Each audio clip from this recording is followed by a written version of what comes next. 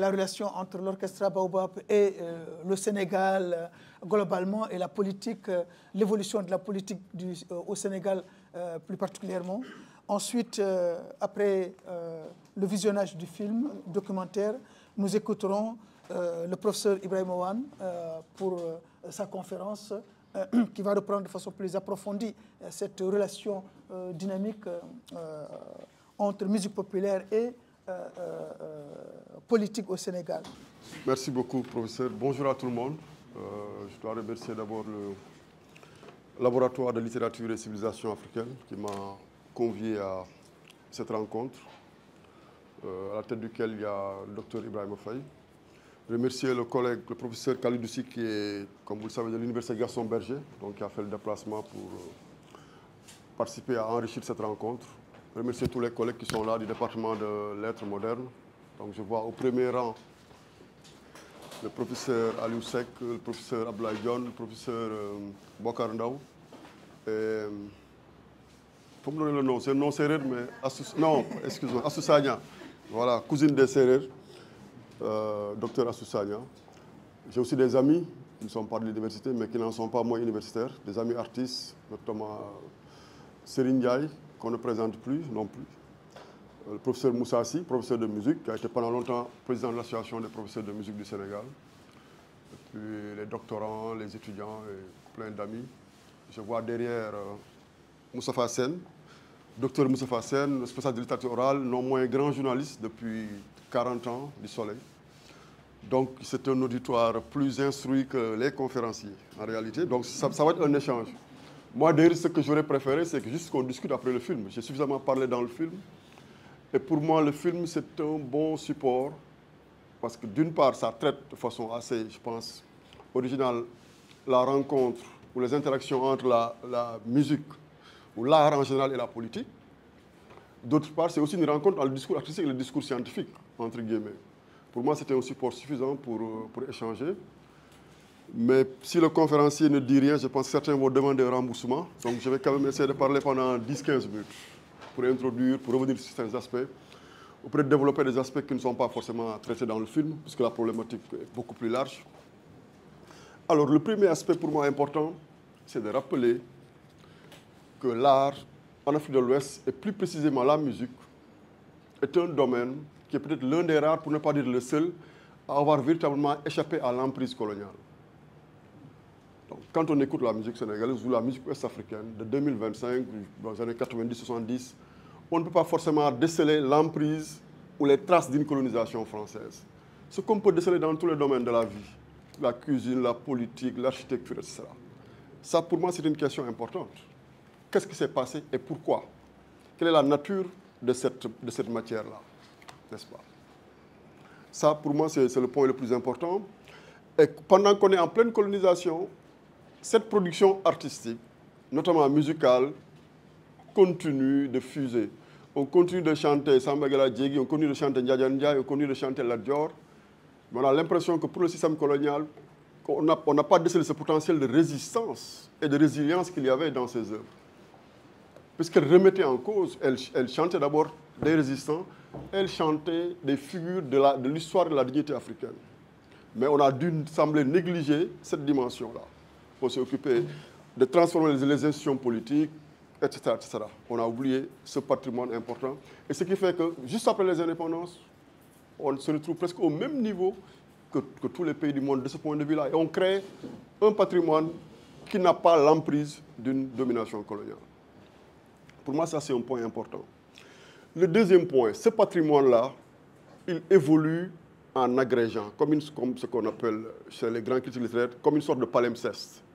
Or, souvent, dans les discontinuités historiques, on a ce qu'on appelle les conflits de mémoire. Parce qu'il y a beaucoup de régimes qui se succèdent. Par exemple, chez nous, on connaît le régime Tiédo, la culture islamique, etc. Mais ça, transposé dans le domaine de l'art, on n'a pas une discontinuité, on a une sorte de continuité.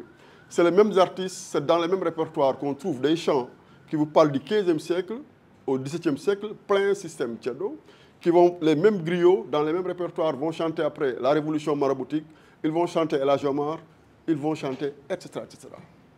Alors qu'ailleurs, chaque mémoire qui arrive tente d'effacer l'autre. Ici, il y a une sorte de synthèse des mémoires qui est proposé aux contemporains comme une sorte de viatique dans lequel chacun peut puiser. On est musulman, mais on écoute et on chante Samba Gela Djegi, archétype du héros Tchado. Parce que ce qu'on retient, c'est les valeurs de courage, de dignité, de sens de l'honneur. Dans le même album, l'artiste chante El Hadji Malick Sy ou Cheikh Amadou Bamba, etc. Parce qu'on retient d'autres valeurs. Alors que normalement, ailleurs, c'est une concurrence des mémoires. On est dans la culture arabo-islamique, on rejette tout ce qui renvoie à la culture d'avant. Ici, la musique devient le lieu de conciliation de ces différentes strates civilisationnelles. Culture arabo-islamique, culture occidentale, culture traditionnelle, etc. Ça, c'est un élément extrêmement important dans la construction de la diversité et de la pluralité, et ça va jusqu'aux politiques, en termes de leçons qu'on peut tirer, sur comment mettre ensemble, comment mettre en cohérence, et non comment diviser ou comment soustraire. Et ça également, de ce point de vue, on n'a pas suffisamment appris de l'art, on n'a pas suffisamment fait les investigations qu'il faut pour lire au-delà de l'écume, de mon point de vue. Voilà pourquoi je pense que c'est des études extrêmement importantes à faire. Et ce même répertoire permet de construire ce qui va apparaître comme des emblèmes officiels au lendemain des indépendances. Nos hymnes en Afrique de l'Ouest, quand on parle d'hymne national, dans la forme, on voit que c'est un héritage du colonialisme, etc. C'est pris d'ailleurs. Mais quand on prend nos hymnes en Afrique de l'Ouest, tous ces hymnes-là renvoient à ce patrimoine traditionnel. Donc, je l'ai dit ici dans le film, l'hymne national du Sénégal, ça commence par tous vos koras, frapper les balafons. On a les instruments traditionnels.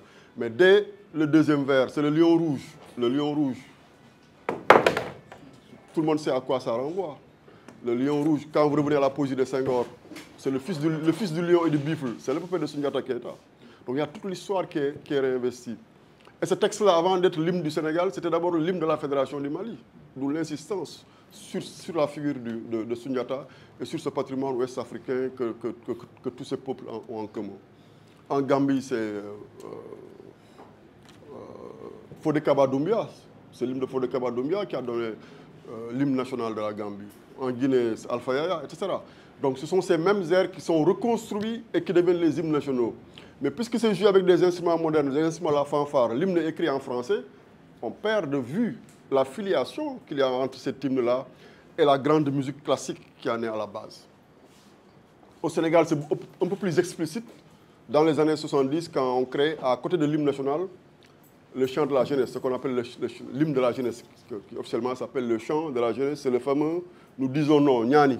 Bon, là, c'est un peu plus clair. On voit bien que « Nous disons non, Ngoné Latyr », c'est une transposition, traduction de Nyani Badna, et même dans l'ère musicale. Mais ça a commencé avant, depuis les indépendances. Donc, pour dire que ces emblèmes de la nation sont d'abord des reconstructions du patrimoine. Ça également, ça n'apparaît pas forcément.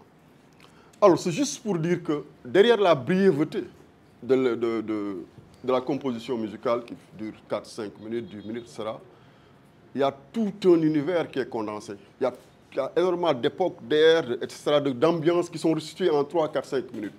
Et ça, on perd de vue à cause de ce travail de synthèse. C'est ça également le génie de la musique. En un vers, en une phrase, on peut dire des choses que peut-être des livres ne suffisent pas à dire. Et si on y réfléchit, si on met côte à côte ces morceaux-là, c'est ce que j'essaie de montrer ici, on a toute une histoire. On peut reconstruire l'histoire du Sénégal, l'histoire de l'Afrique de l'Ouest, l'histoire de l'Afrique, en mettant tout simplement côte à côte des bandes musicales. Au-delà de la brièveté, on voit donc que c'est un domaine dans lequel on a longtemps dit et pensé le Sénégal, longtemps dit et pensé l'Afrique. Mais quand on les analyse, on ne voit pas cette dimension. Comment l'univers est dit et surtout comment l'univers est pensé.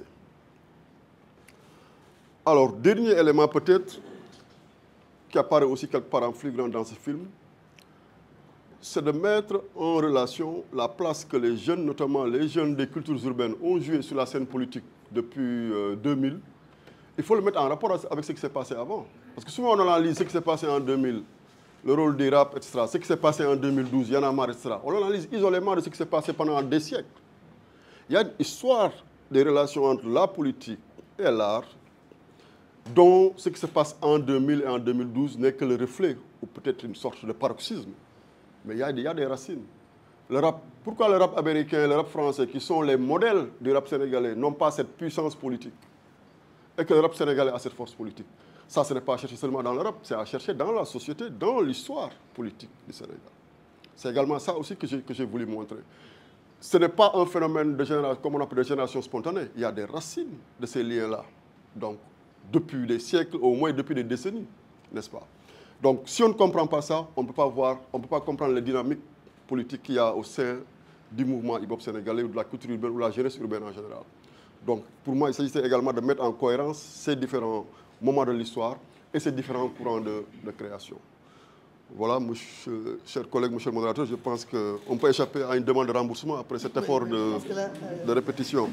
Maintenant, un petit détail, dans le film, il y a quand même, je pense, de petites erreurs à corriger. Moi, je ne suis pas le réalisateur, je suis un acteur, entre guillemets. On m'a interviewé, ensuite, ils ont essayé de mettre ça là où ils pouvaient le mettre. Mais dans la voix off, dans le texte, il y a quelquefois des erreurs historiques, n'est-ce pas? Certainement que certains ont... Il n'y en a pas beaucoup, mais il y en a quelques-unes. Je veux juste qu'on ne me les attribue pas. Vers la fin, je commence par la dernière. Il dit par exemple, ces musiciens à plus de 80 ans, je pense qu'ils ont plus de 70 ans. Au moins, il le dit. Le film a été tourné en 2021, en plein deuxième ou troisième vague Covid. Donc, ils ont... D'ailleurs, Charles Ndiaye le dit, là, je viens d'avoir 74 ans, l'autre 71 ans, 68 ans, etc. Ceux qui sont partis aussi étaient dans cette fourchette-là. Ndjouga Dieng, ils sont nés fin années 40, début 50. Bon, 80 ans, c'est un peu exagéré. Laye Mboup est décédé en 75 précisément, je pense qu'on parle de 74. La crise en Casamance, on dit à un moment que Senghor aurait promis l'indépendance, ce n'est pas Senghor, c'est un président français qui aurait promis. Donc, il y a de petites erreurs comme ça. Dans un texte, on parlait de petites coquilles, mais bon. Au début, on dit qu'après les indépendances, on a autorisé les instruments de musique traditionnelle, ils n'ont jamais été interdits. Ils ont peut-être dû être maintenant en avant les instruments traditionnels, les sports traditionnels comme la lutte, qui étaient considérés comme des jeux traditionnels sous le regard colonial, deviennent des sports. Ça, c'est pas qu'ils étaient interdits, c'est qu'ils étaient relégués au second plan. Voilà, donc il y a de petites choses comme ça, dont je ne suis nullement responsable. C'est juste ce qui m'intéresse dans l'affaire. Elle m'a compris que son vœu était d'étudier la poésie wolof et sérère pour le plan de style. Donc il est temps de réfléchir. C'est ça le germe du discours oral. Et je suggère aux étudiants de les étudier. Parce que le discours, il faut l'analyser. Ce n'est pas facile. Mais l'analyse du discours est un exercice fascinant.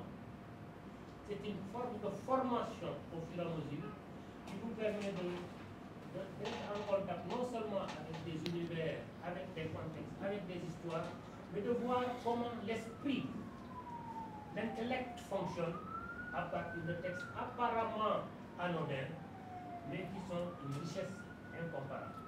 Je vous remercie. Merci beaucoup. Bon, oui, une minute. Bon, d'abord, c'est parce que j'ai oublié de le nommer, parce qu'il est tellement bien caché. Non, je ne l'ai même pas vu. On se vit avant, j'étais dans son bureau avant. Bon, c'est surtout pour les autres. Le professeur Ahmad Faye qui vient de prendre la parole, c'est la génération de nos profs, à nous-mêmes. Donc, il est parti à la retraite officiellement il y a 4-5 ans, mais il est toujours présent, la preuve. Mais sauf qu'il est présent en souterrain, il se cache. Et il y a un autre qui se cache aussi, que je n'ai pas vu. Bon, il ne s'est pas caché, mais il s'est retrouvé par un hasard historique dans le coin. C'est Badara Seck, donc musicien, donc de la génération des... Bon, il était dans le groupe Tiedo. C'est la génération qui vient après les Khalam et autres, Kourekunda. Donc, la plupart des étudiants n'étaient pas nés dans les années 90. Je pense que c'est pour ça que j'ai fait l'affiliation, parce qu'ils sont convaincus que le monde a commencé en 2000. Pour certains même en 2012. Voilà, donc c'est important. Oui, bon, ce qu'Ahmad dit par rapport à l'analyse du discours, bon, moi c'est ce que j'essaie de faire depuis quelques années. Dans ma thèse, dans ma seconde thèse, ma thèse d'État, j'ai refusé. Ce que j'ai fait en mémoire de maîtrise, comme tout le monde, il faut montrer qu'on maîtrise les figures de style et tout. En thèse d'État, j'ai dit, niet, je ne vais pas faire un catalogue de figures de style pour analyser ces textes-là. Ce n'est pas possible. On a cherché d'autres méthodes de les approcher. Donc, on ne peut pas raconter ce qui se passe chez nous avec le regard de quelqu'un qui est ailleurs, qui est assis ailleurs ou qui est couché ailleurs. Donc ça n'a absolument pas de sens.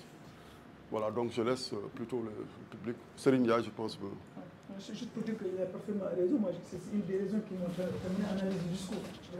C'est de dire qu'en réalité, ça ne sert pas à grand-chose de faire une liste des figures homéotelettes, métaphores, antanacrèses, et de regarder est-ce que dans le texte de Samba Diabar Samba, il y a des homolétulèques, il y a des métaphores, il y a des trucs, on dit oui, c'est un très bon texte. S'il n'y a pas, oui, c'est un mauvais texte. Non, on a dans nos cultures, on a quand même d'autres formes de mise en scène du discours. Et il faut aller travailler ça. Je pense que la jeune génération d'étudiants a là une matière vraiment inépuisable à aller chercher. Oui,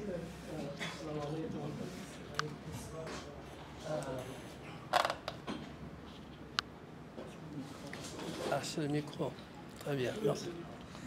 Je peux le tenir, non? Je peux le tenir, non? C'est bon. Ok. C'est bon, c'est bon. Je vous remercie, professeur. Si. Merci Ibrahima de nous avoir associés, surtout de nous convier comme ça. Nous sommes, c'est vrai, depuis... Il n'y a pas de micro, donc tu vas parler comme un enseignant. Bien, bien. C'est bon, c'est bon. Je vais lever la voix alors. Ce dont nous sommes, c'est vrai, au Sénégal aujourd'hui et qui nous fait le plus mal, c'est d'avoir des espaces de rencontres de ce genre qui font sens et qui nous ramènent à nous-mêmes, à réfléchir davantage sur ce que nous sommes et d'où nous venons. Il est important en entendant aujourd'hui, en regardant le Baobab et en entendant le professeur Ibrahima, et c'est important ce qu'il dit quelque part que c'est essentiellement dans la musique qu'on a noté qu'il y a une permanence et une continuité. Il n'y a pas eu de concurrence, il n'y a pas eu de rivalité, que les choses se sont passées et sont arrivées jusqu'à aujourd'hui. Un élément interculturel, parce que il y a un jeu de pouvoir dans la musique. D'abord dans la production et dans la retransmission, ceux qui produisent et ceux qui reçoivent. Mais vers qui? Quand nous pensons exactement à la tradition, à notre propre production, Ndiolnyang, avec les Tahoran.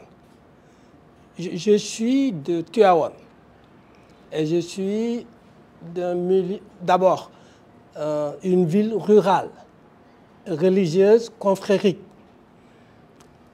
où tous les jours j'ai entendu, tous les matins, j'ai entendu des chants, tous les matins, qui me réveillent, qui sont pas du domaine de la laudation, mais de la revalorisation de notre patrimoine confrérique, culturel et religieuse.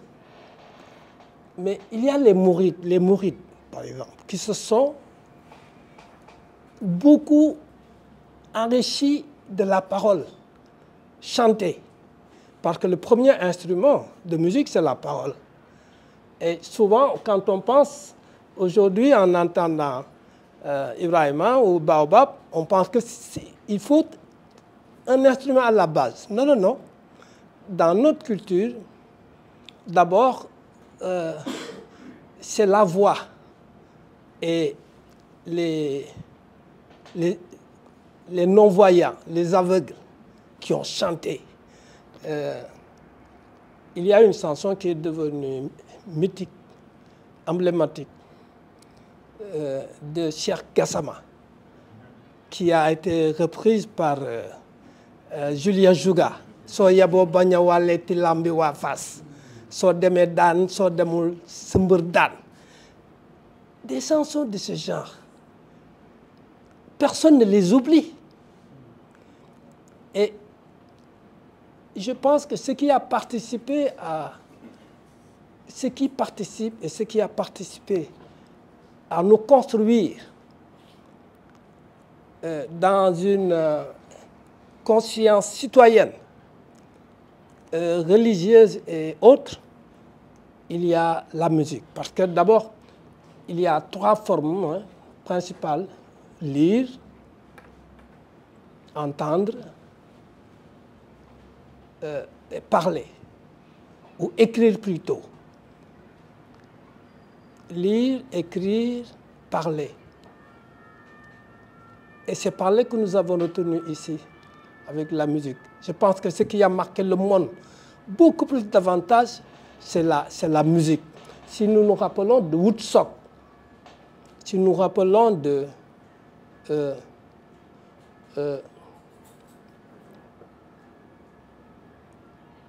des grands rassemblements qui se sont passés. The Wall de Pink Floyd, reprise par des élèves et des enfants de Soweto. Et comment ça a participé d'abord à une conscience mondiale par rapport à l'apartheid. Et c'est pareil ici.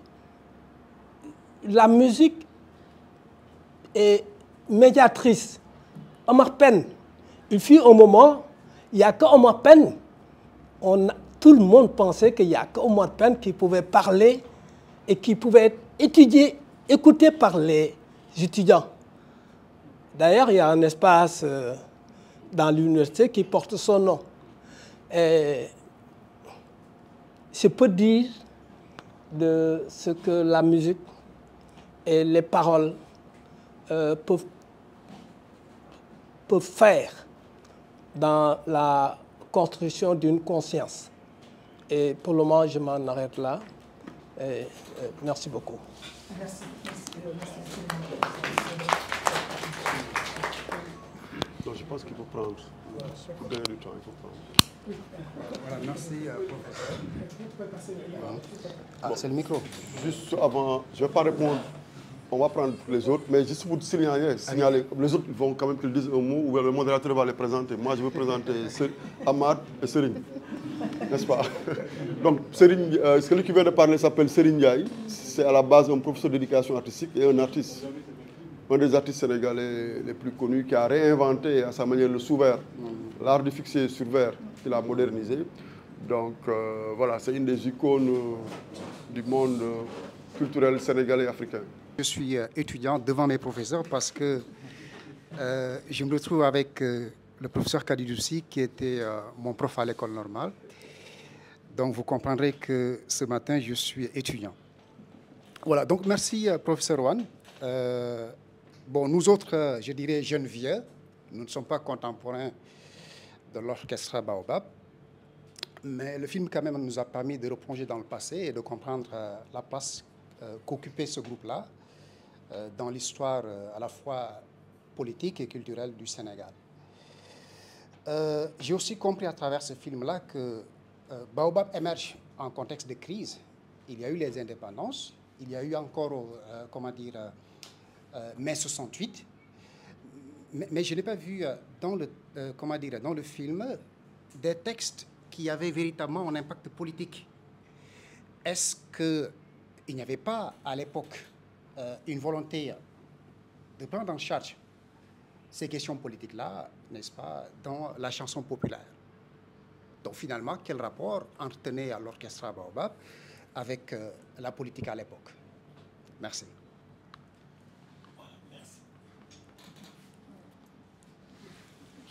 Voilà, merci, M.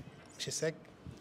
Donc, permettez-moi tout d'abord de féliciter M. Faye et tout le laboratoire de civilisation et littérature africaine pour l'organisation de cette conférence. Voilà la deuxième édition conviée par M. Faye. Félicitations. Bon, merci professeur, M. Wan et M. Si. La conférence a été plaisante. On en a tiré beaucoup de connaissances sur le plan historique, sur l'histoire de la musique. On a écouté de la musique, même si on n'a pas dansé en bon sérère. Et ça n'a pas manqué d'éveiller en nous, ou de secouer en nous quelques fibres. Parce que personnellement, j'ai été baigné dans cette atmosphère de la musique que vous venez de nous montrer, des années 70, quand j'étais tout petit. Donc Baobab, Charanga, Pachanga, Number One, Star Band, Étoile de Dakar.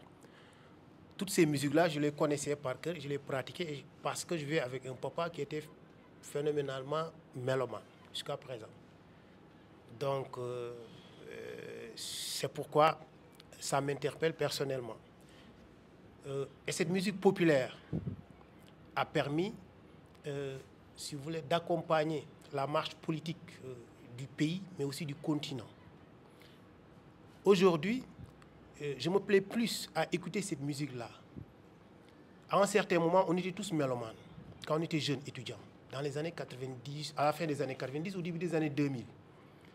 Donc il fallait être soit un Youssou N'Douriste ou un Omar Pennis, comme il l'a si bien dit, ou bien être Thione Seck. Et chaque musicien était une sorte d'icône qui avait son public, son espace et qui était reconnu par tout le monde. Même si on aimait plus Omar Penn que Youssou N'Dour, quand même, il n'en demeurait pas moins qu'il restait le roi du mbalax.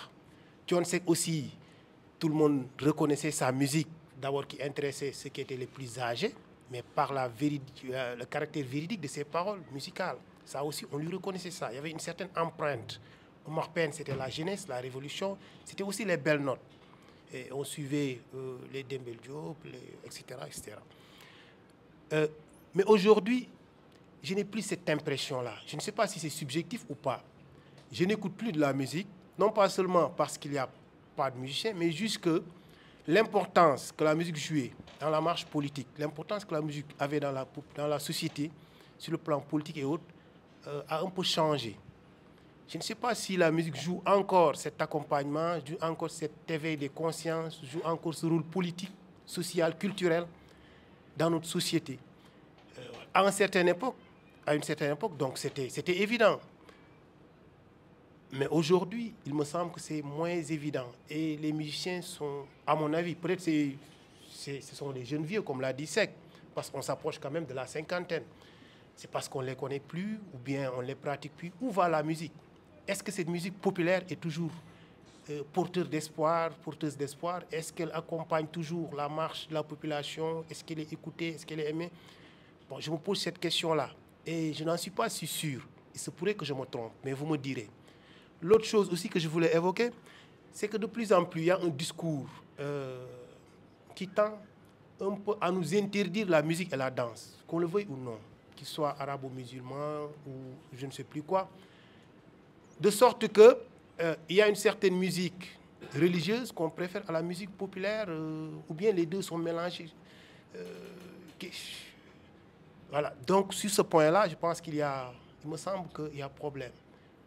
Vous entendez à longueur de journée qu'on nous dise que la musique, haram, etc. De sorte que, vraiment, maintenant, une jeunesse qui pratique la musique à fond, avec le magnétophone qu'on a montré, ça nous a interpellés, parce que nous tous, on en avait.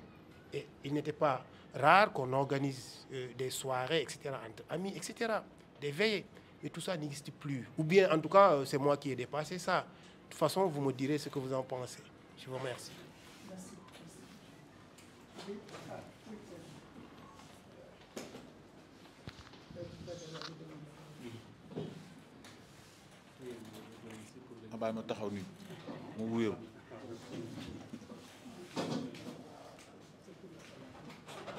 Et bonjour à tout le monde. Et je m'appelle Badara Seck et je félicite vraiment mon frère, le professeur et tous ceux qui sont ici. Moi, je suis musicien. Aussi, je suis issu d'une famille griotte. À la mesure, bon, jusqu'à présent, je suis en train de chercher, en tout cas, comme vous, étant des étudiants, on fait des réflexions aussi. La musique aussi, c'est une science. À part se divertir ou nous accompagner, c'est une science aussi. Et dans des régions, disons, c'est au contrôle des professeurs qui sont ici et d'autres, c'est la deuxième langue de chaque peuple. Des fois, il y en a qui disent que c'est la première langue. Dit cela, dans des régions, pareil, surtout ici en Afrique, l'héritage qu'on a, c'est la tradition orale. Et dans l'Afrique, sur le passé, ils ont la magie, les Africains, de leur intelligence, ils devaient s'organiser et gérer la mémoire. Imaginez-vous un peuple sans mémoire.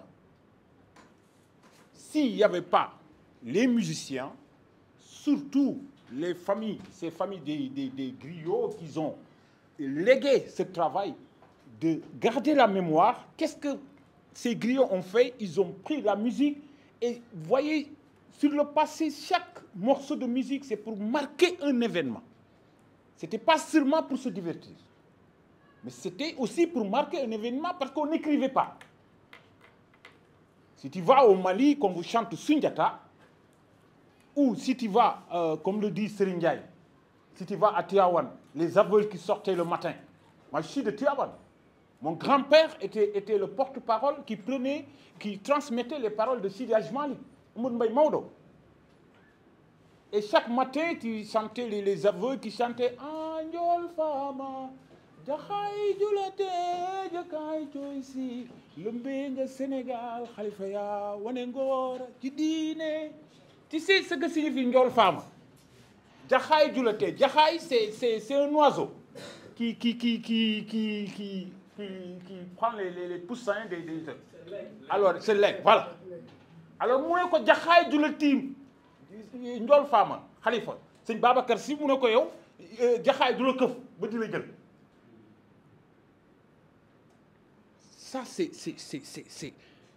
ça, c'est la poésie immense qu'on ne peut pas, vous ne pouvez même pas imaginer si tu le décris. Moi, je suis choqué quand je vois des fois même, comme le dit le professeur, des prêcheurs disent que la musique est arabe. Je suis choqué. Et on n'arrive pas à les répondre à la télé. La définition, c'est quoi? Avant, c'est l'art de combiner des sons d'une manière agréable. Maintenant même, on a enlevé l'agréable. Il faut l'enlever, oui. Parce que quelque chose peut être agréable au Sénégal et tu vas au Japon, ce n'est pas agréable. Définition, on a enlevé l'agréable. C'est l'art seulement de combiner des sons. Arrêtons là. Maintenant, ces griots, ils ont pris, je parle seulement des griots, parce que si tu vas en Casamance, tout le monde chante et tout le monde danse en même temps. Eux, ils se sont démarqués de ça et essayé que tout le monde chante et tout le monde danse en même temps. Si nous le faisons, l'expérience...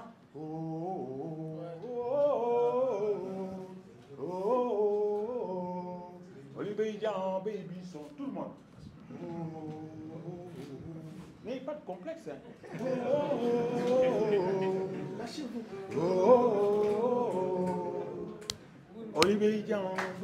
Vous voyez? Alors, ça, il faut décrire notre musique, ne pas partir de là, jusque là où on est arrivé. Et maintenant, il y a ce côté, ces griots étaient des médiateurs entre le peuple et l'État.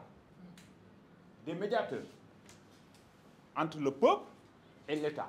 L'État, c'était quoi? C'était des rois, des choses, jusqu'à ce qu'on a pris un pays comme le Sénégal. Il y a eu un chef d'État qui est là, et on a continué comme ça. Mais ces griots étaient aussi des médiateurs entre le peuple et les esprits invisibles. C'est quoi la thérapie musicale? Là où tu rentres sous les forêts sacrées, où il y a le ndep, il y a eu aussi des rapports. La musique a joué un très grand rôle. Vraiment, ces prêcheurs, il est temps de les répondre à la télé. Dire que c'est d'affaires haram, moi je suis choqué. Il faut les répondre parce que peut-être on n'a pas des gens qui savent de quoi il s'agit, parce qu'en général, tout est musique. C'est le rythme. C'est le rythme. C'est l'âme qui chante. Mais c'est l'âme basée sur des rythmes. Maintenant, sur le film, j'ai beaucoup apprécié. Et l'unique chose qu'on n'a pas définie, d'où vient ce mot mbala? C'est très important. C'est très important. Cette musique populaire qui est connue, mais il y a des autres musiques sénégalaises. Il y en a d'autres, c'est les Sérères, c'est les Diola. Il y a tellement de choses à faire. On a un immense patrimoine de musique qu'on n'exploite pas jusqu'à présent. Le mbalax est arrivé, dérivé des salseros, qui ont pris des instruments à jouer, qu'est-ce qui s'est passé? À l'improviste, on a eu des jours de tabac, comme Manefal. On a eu des Aziz Sek au Super Diamano. Les gens ont commencé à chanter en Wolof, les autres en créole. Et là, on est parti sur une transition de mutation jusqu'à arriver chez le Mbala. C'est le vieux Ibra Kassé, le père de Alioune Kassé, qui a eu l'idée à l'époque de dire que mais ça, ce n'est plus du salsa. Et qui a dénommé ça Mbala. Le mot même vient de Mbalgui. Le mot Mbal, c'est l'excès de plaisir. Je ne sais pas comment définir ça en tant que... je suis colonisé par la France, mais je ne sais pas. Il y a des professeurs ici. Mais je sais que ce mot Mbal, par exemple, aujourd'hui, il y a un Diomaye qui parle de Mbal. Ou quand un chef religieux manque l'autre qui arrive, on dit mon qui Mbal. C'est l'excès de plaisir. Comme les griots avaient aussi ce langage de khahar, de vulgarité, de vulgaire, on est un peu vulgaire chez les griots un peu. C'est eux qui ont utilisé ce mot mbala. C'est l'excès de plaisir. De sens, voilà, c'est ça. Jouissance, voilà. Voilà le mot. Le mot jouissance. Parce que les griots, si tu vas dans les sabbats, ils sont un peu vulgaires. Et ces mots-là, on les mélangeait, et c'est ce qui a amené ce mot mbala.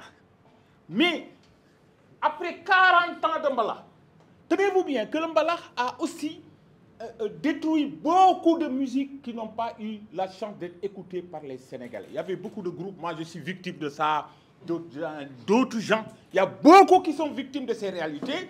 40 ans de règne, je les aime beaucoup, je les chante bien, mais ils ont détruit une immense patrimoine de notre musique que vous n'aurez pas la chance peut-être d'écouter. C'est là qu'il faut pas le débat. La deuxième, à mon avis, il faut revoir les rapports entre ces griots et l'État. Aujourd'hui, on parle de Djoubonti, des choses comme ça. Est-ce que chez nous, les griots, il n'y a pas un peu de griotisme parasitaire, disons-le comme ça? C'est vrai. Il faut revoir nos comportements, mais il faut que l'État aussi regarde son comportement. Sans ces gens-là, on n'est pas obligé d'imiter tout le temps les Européens, mais on peut garder. Moi, je suis invité dans des universités à l'international parce que tout simplement, je suis griot.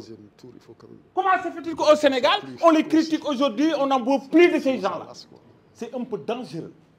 Il faut éteindre le débat. Excusez-moi, je parle comme ça, je suis un peu... Mais c'est ça. Merci beaucoup. Oui, bon, rapidement, je ne suis pas sûr de répondre. Je vais essayer de répondre de façon télégraphique pour relancer le débat. Alors, sur la politique, sur la chanson politique dans le film, qui n'apparaît pas suffisamment, bon, comme ce n'était pas le seul sujet, c'était l'histoire du Sénégal de façon globale, aspect politique, social, religieux, etc. Alors, mais pour donner quelques exemples, d'abord le Baobab, le nom Baobab, déjà, ça renvoie à Senghor, ce qu'il en a fait. Le groupe lui-même n'a pas de nom en réalité, c'est le nom du club, le club Baobab, comme on l'a dit, créé par Adrien Senghor. On ne cite pas les autres, ils sont trois en réalité, c'est Adrien Senghor, Ousmane Diagne et Mbacké Dramé, qui était secrétaire particulier de Seigne Fallou, mais qui est décédé en 68, donc après il va dans les affaires, il est un peu... Voilà. Donc, ils ont donné à leur club le nom Baobab. Et c'est pour ça que, connaissant le lien entre le nom Baobab, Adrien Senghor et le professeur Senghor, beaucoup ont pensé que le Baobab était un orchestre de Senghor, en fait. Bon, ce qui n'est pas... On continue à l'écrire, d'ailleurs, et même des chercheurs le disent. Aidé en cela par la configuration du Baobab, qui était une sorte d'équipe nationale, voire internationale. Il n'y avait pas d'orchestre national à l'époque. Donc, pour certains, le Baobab, c'était l'orchestre national du Sénégal, créé par Senghor de façon soft. Ce n'est pas tout à fait... ça, mais il y a une référence forcément, il y a l'ombre de Senghor qui plane déjà à travers le nom. Le répertoire lui-même, on a donné juste ici l'exemple de Sénégal Sunugal, qui est aussi un exemple important. Pourquoi on l'a choisi? Sénégal Sunugal, c'était devenu l'hymne qu'on entendait tous les jours à la radio. C'était comme l'hymne national du Sénégal, parce que l'hymne est en français, Sénégal Sunugal, c'était comme la version Wolof de l'hymne du Sénégal. Parce que ça reprenait aussi les thèses de Senghor. Parce que Senghor, dans ses discours, il parle toujours de Sénégal, et il dit Sénégal, et il dit Maintreigno Sunugal. Et aujourd'hui, en 2025, beaucoup sont convaincus au Sénégal et dans le monde que le Sénégal vient de Sunugal. Ce qui est scientifiquement faux. Mais sociologiquement, ça servait. Senghor l'a imposé parce que c'était fonctionnel, ça renvoyait à la pirogue, à l'unité. Il faut être ensemble, surtout que c'était à l'époque du parti unique, dans le même grand parti. Il faut qu'on soit tous dans la même pirogue, même direction, même dessin. Et Abdoulaye Mboup en a fait ce qu'il en a fait. Donc, pour moi, c'est une œuvre très politique, n'est-ce pas? Il a aidé à imposer dans les consciences que Sénégal, moi, Sénégal, Sénégal. Scientifiquement faux, mais politiquement et socialement très utile. Vrai, dans la conscience des gens. Donc, ça correspondait à l'image qu'on voulait véhiculer au plan politique. Donc, vous voyez, au plan apparent, ça n'a rien de politique, alors que c'est profondément dans le projet politique de Senghor. Un autre texte important pour moi, c'est la foire. Diogadjeng a fait un texte sur les foires internationales. On a célébré l'année passée les 50 ans de la foire. Donc la foire, ce qui était considéré comme le fleuron de l'économie sénégalaise, non seulement un instrument de politique économique, mais un lien avec le monde. Bon, ceux qui ont vu la FIDAC, moi j'ai vu la FIDAC des années 80. On quittait les localités pour aller, en tant qu'élève, aller visiter la foire, ce qui était un événement extrêmement important. Et Ndiouga l'a promu à ce niveau, donc pour montrer l'importance de ce qui est en train de se faire, la construction politique et économique qui était en train de se faire par les nouveaux dirigeants, qu'il fallait soutenir. Il ne fallait pas s'opposer, ceux qui aiment le pays doivent soutenir ceux qui sont au pouvoir, sans qu'on le dise explicitement. Donc, il n'y a pas deux gals possibles ou trois gals. Donc, mais sans dire que non, il ne faut pas d'opposition, mais vous voyez le potentiel qui est. C'est un peu ce que vous voulez montrer à Mat Faye. Il y a véritablement des couches d'essence extrêmement importantes. Je peux continuer, voilà, mais je vais quand même donner un exemple qui va faire sourire. C'est Ndiaga Niao. Oui, depuis 2020, dans les premiers mois de 2024, Baba a fait un morceau qui s'appelle Ndiaga Niao, sur lequel moi j'ai travaillé il y a 15 ans. Mais aujourd'hui, je ne dis rien parce que si vous le dites, on va dire Ndiaga Niao. Pourquoi Ndiaga Niao? Donc, on a commencé à mettre ce morceau il y a quelques mois. On l'a remis au bout du jour. C'est un morceau de Bala Sidibé. Alors, moi, pourquoi ça m'a intéressé? Parce que souvent, les gens, ils chantent leur village. Bala Sidibé est loin de Ndiaga Niao. Il est de Sédhiou. Donc, j'ai voulu savoir pourquoi il a fait ce grand morceau à l'époque. Il m'a expliqué. Et Ndiaga Niao, c'est un village. Donc, on est au début des années 80. Comment, à travers le village, il parle de la construction? Parce qu'il dit c'est Ndiaga Niao, etc. Donc c'était un exemple pour montrer à partir du village, comment à partir de la pirogue, comment construire le pays. Donc le discours musical, il est très, très métaphorique, très elliptique, ce qui lui permet, en cas de besoin, de passer sous la censure, ce qui lui permet aussi, n'étant pas suffisamment explicite, de prendre plusieurs sens selon les contextes, et quelquefois selon seulement l'auditeur. Ce que j'y lis, ce que j'y entends est différent de ce qu'il y entend. C'est ça qui donne l'épaisseur à cette petite chanson-là.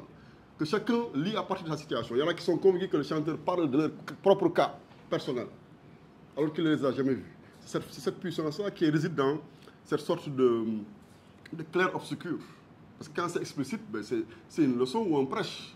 Or, le chanteur veut dire la même chose, mais autrement que l'enseignant ou le prêcheur, etc. Donc, c'est un peu donc... La politique, elle est à chercher. Un autre exemple qui n'est pas dans le Baobab. En 1970, précisément, Laba Socé.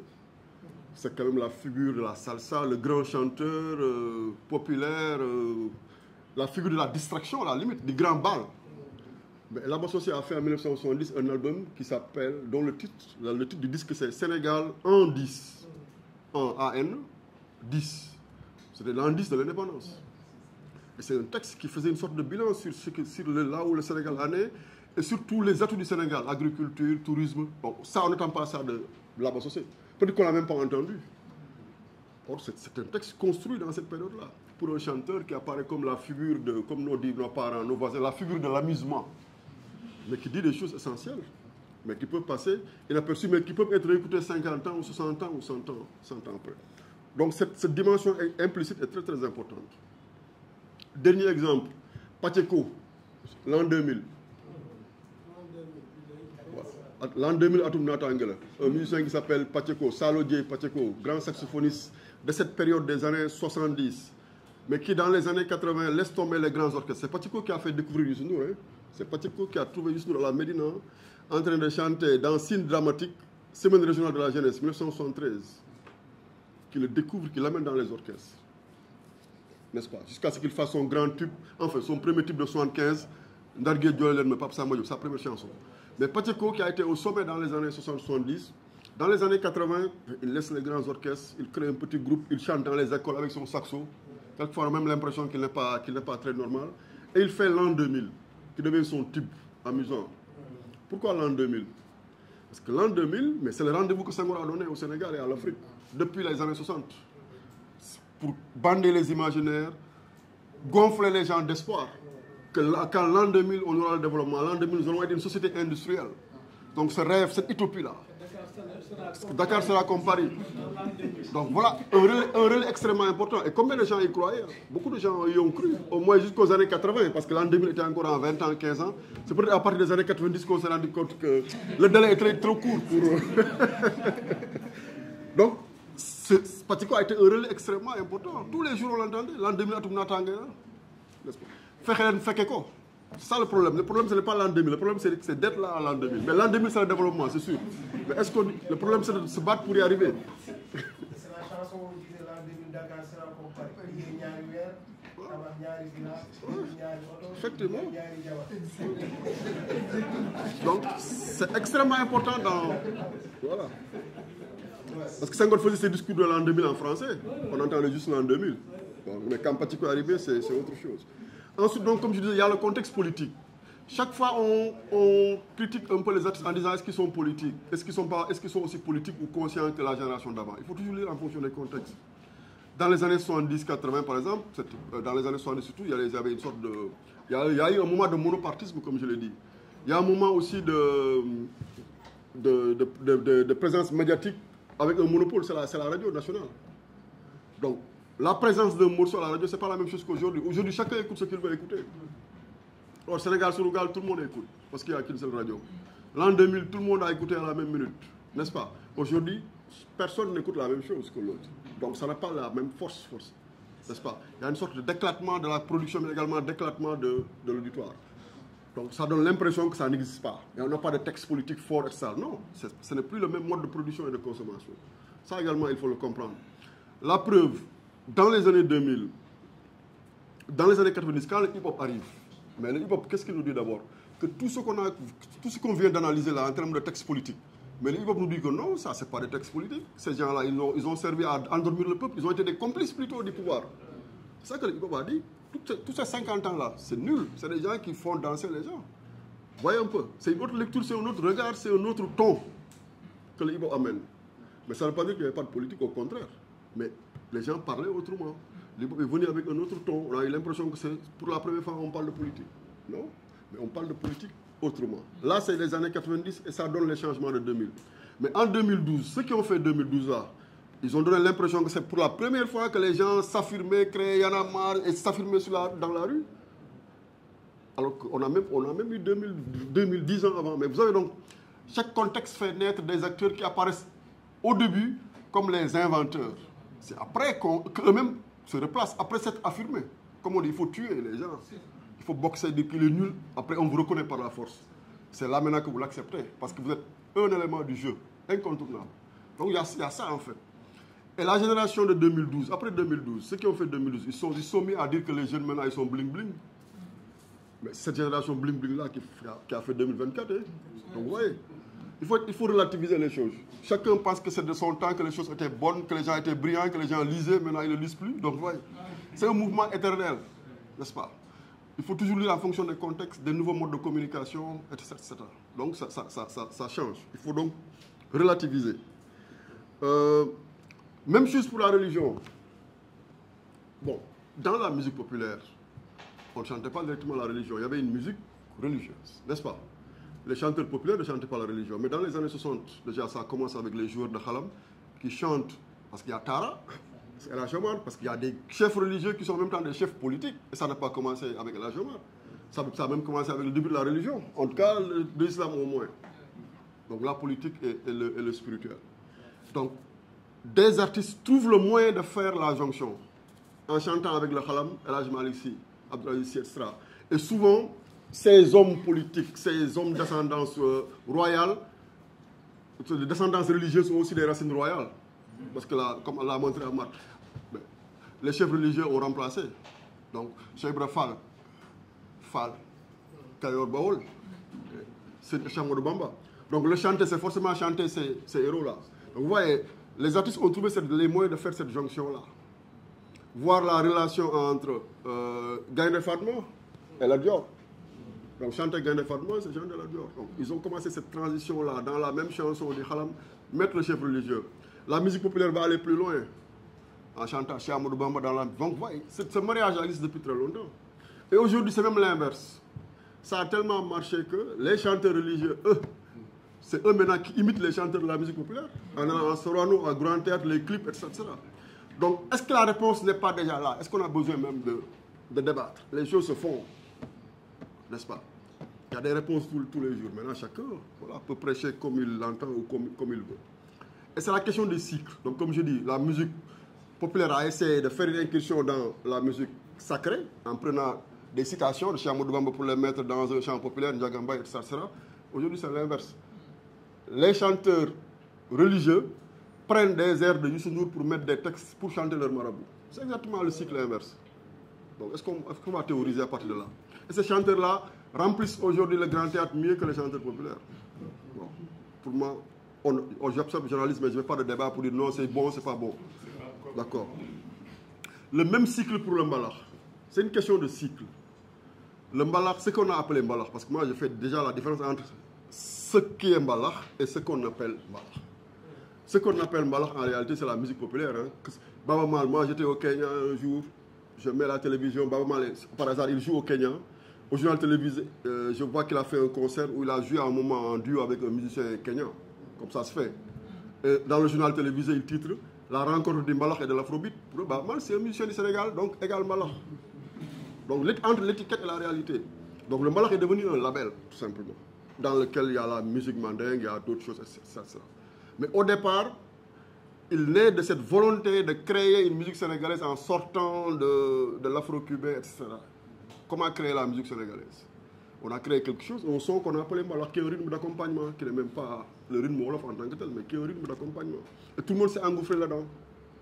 Les Gambiens, est-ce que vous avez entendu les Gambiens prononcer le mot mbalakh? Qu'est-ce que les Gambiens disent? Les Gambiens qui ont été les premiers à tester ça avec le Super Eagles et autres là, ils se disent Naga Music. Parce que pour eux, c'est le Naga qu'ils ont entendu là, qui est en train d'être transformé par l'orchestre. Ils ont trouvé un nom. Le Sénégal n'appelait pas de nom. Qu'est-ce qu'on disait quand la Gambie parlait de Naga? Qu'est-ce qu'on disait? La musique de nos orchestres locaux. Parce que ça n'a pas de nom. On est en train de chercher une musique. Et après, les médias ont imposé mbalakh. Parce que la guitare, le son du mbalakh devient un son de base dans cette musique-là, mais qui va au-delà. Donc, pour moi, c'est une question de cycle. Les figures du mbalakh les plus importantes, dont Youssou Ndour, depuis des années, ils essaient de jouer autre chose. Ils essaient d'aller vers la Casamance, ils essaient d'aller vers le Fouta, parce que de la même façon que la salsa de Bobab a été saturée à la fin des années 70, de la même façon que ce mbalakh-là, il est saturé aussi, il a fait 30 ans. Donc ils vont vers d'autres sons, mais le nom reste, ça va prendre du temps pour qu'on trouve un autre label, un autre nom. Donc, mais il y a des cycles. Cette musique qu'on n'écoutait pas il y a 30 ans, du Tchèdo et autres, mais on va l'écouter peut-être dans 10-15 ans, ça va être la musique que les gens vont aimer. C'est des cycles. Donc pour moi, il n'y a pas à s'alarmer. La diversité, c'est fondamental. Et encore une fois, c'est les leçons qui sont données par l'art. La solution, c'est la diversité. C'est pas de dire que ça c'est bon, ça c'est pas bon, ça c'est moins bon. C'est de permettre l'expression de la diversité. Voilà. C'est ce que je voulais dire pour survivre à ce premier tour. Merci. Oui, vous êtes près d'une deuxième liste. Bon, moi, j'ai eu à travailler, c'est surtout le côté des griots, quoi. J'ai utilisé dans des films les chants des griots. Ah, voilà, c'est un film que j'ai fait en Allemagne. Voilà, il fallait, comment on appelle ça, le temps de Modou Modou, hein, qui allait en Europe, et puis je fais que le personnage aille en Europe, et puis revient. Et j'essaie de, comment on appelle, et puis il est rattrapé par son passé. Voilà, pour moi, l'immigration, c'était peut-être aller en Europe, mais en même temps, apprendre, retrouver ses racines. Voilà, c'est comme ça que je vois, qui fait que les gens peuvent peut-être revenir. Voilà, c'est pourquoi j'ai travaillé avec les chants des griots. Et toute la musique a été la musique du film, quoi, comme dit. Quand on fait un film, il y a une musique principale. Ce que j'ai pris un, comment on appelle ça, un batteur de tam-tam. Voilà, il a fait toute la musique, hein, avec toutes les variations par rapport aux scènes et tout ça, parce que comme il y avait des immigrants, comment on appelle ça, des griots qui étaient là-bas. Voilà, donc j'ai travaillé un peu sur cet aspect de la musique. Voilà. Donc, pour le film, là, je trouve que c'est intéressant. L'approche, hein, c'est pas mal. Le film, je trouve que l'approche n'est pas mal. On apprend pas mal de choses. Hein.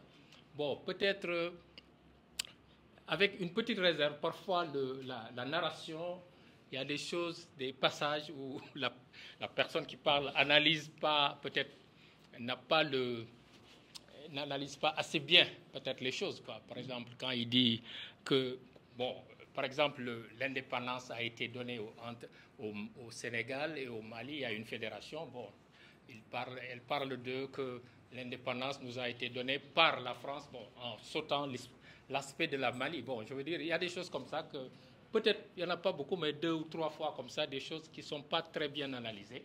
Mais sinon, le film, moi, je trouve que c'est intéressant. J'apprends beaucoup, appris beaucoup de choses.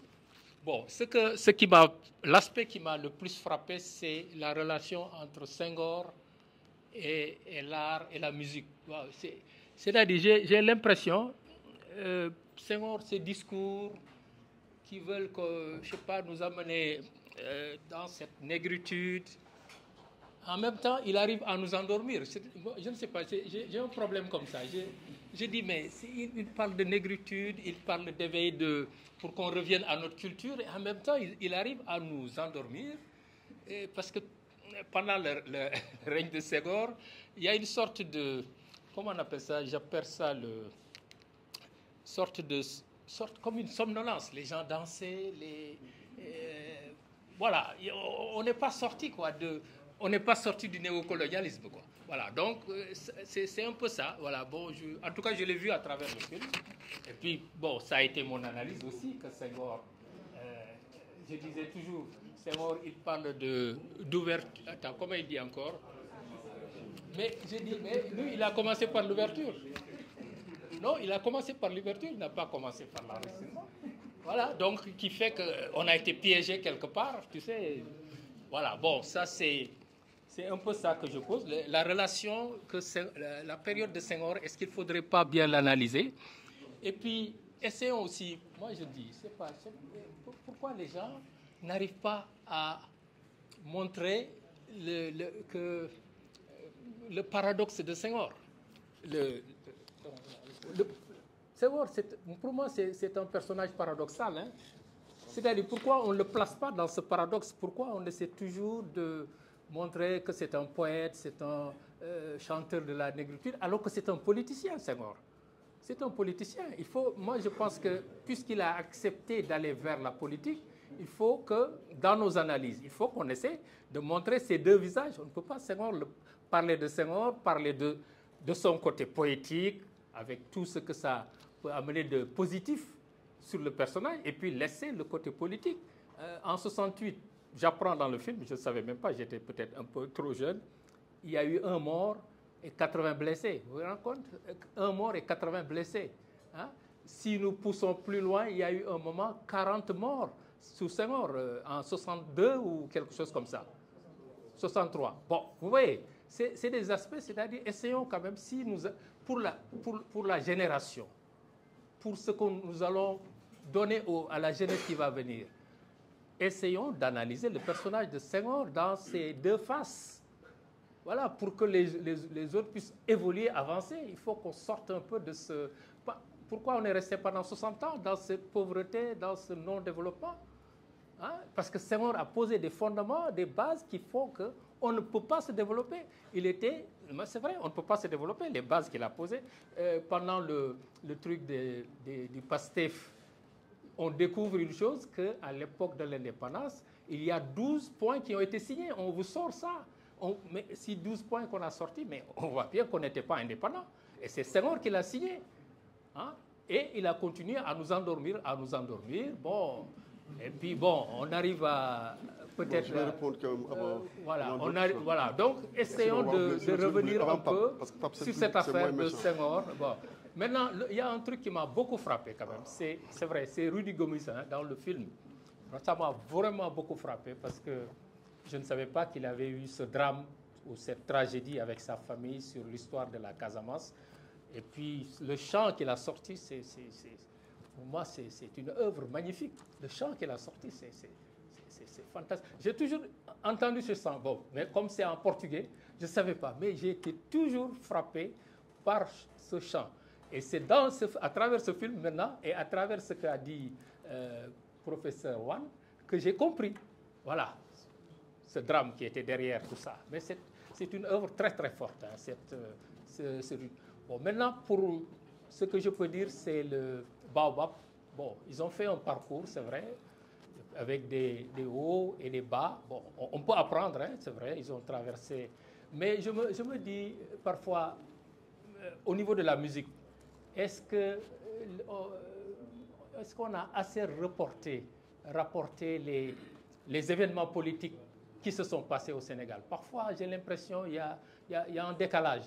C'est une impression. C'est-à-dire qu'il y a des choses qui se passent dans le Sénégal, bien que la musique est une résistance au niveau culturel sur le plan, mais il y a des événements qui se passent. Mais si on essaie de voir au niveau de la musique, peut-être est-ce qu'on retrouve ça, ces événements qui se sont passés dans la musique, ou bien il y a un décalage qui s'est vraiment passé. Bon, jusqu'à ce que peut-être le rap arrive, quoi, pour faire une musique de contestation, parler de la politique du pays et tout ça. Voilà. Donc c'est peut-être ce que je pouvais essayer de partager avec vous. Je ne pourrais jamais répondre après 2 interventions. Il y a tellement de choses.